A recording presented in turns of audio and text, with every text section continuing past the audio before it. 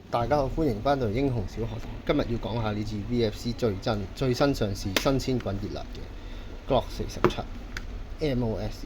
咁其實真槍世界都推出咗一段時間啦，但係玩具槍以前嘅 option 呢，真係冇乜嘅。咁今次呢，佢就做翻呢個平民平價版 MOS， 直接裝鏡又抵又好玩。咁呢，佢今次好有誠意嘅。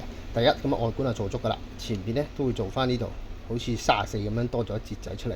因為其實 Glock 47係呢個45下身，咁都係跟咗4塊 MOS 版。咁今次我覺得佢好有誠意嘅地方就係2號版，即係裝 RMR 嘅版呢，嗰兩個窿螺絲瓦終於改翻係 M3 公仔瓦啦，唔係之前61、32分英製瓦。咁因為之前都好多客戶反映，17、45同19 MOS 配螺絲都好麻煩嘅。咁好啦，講都係呢支槍上邊講嘅歷史啦。其實呢支槍呢，當年呢就並唔係民用市場推出先嘅，係呢個算係警用市場推出先。咁咧攞俾大家睇下啦。呢支槍呢，呢支睇到啦，呢支呢係我自己嘅，都係 VFC 推出，推出咗一支全鋼嘅 Glock 47。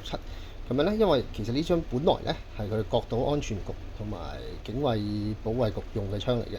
咁你見到啦，marking 唔同嘅，呢個係政府 marking 啦，我叫佢哋咁樣裝翻個靚靚嘅 Apple 咧，就十分靚仔。但係點解佢哋要支咁嘅槍？就係因為佢哋美國政府想要一支可以用到45 slide 嘅手槍，但係佢哋又想要支17長度嘅 slide 同 barrel， 因為長啲嘛。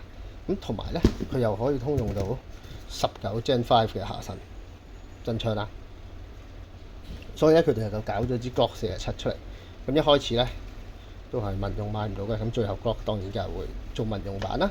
咁如果大家想學我裝 Acro 鏡，都唔使驚 ，Crusader 都有推出呢塊 Acro 版。咁雖然呢度寫住17 MOS 咧，但係17、19、45同埋47 MOS 都可以用到呢塊版㗎啦，完全冇問題嘅。咁呢支槍如果大家係好中意呢個新款 Glock 47嘅話，就冇錯過啦，因為真係十分抵玩，同埋 VFC 性能都係做得非常好嘅。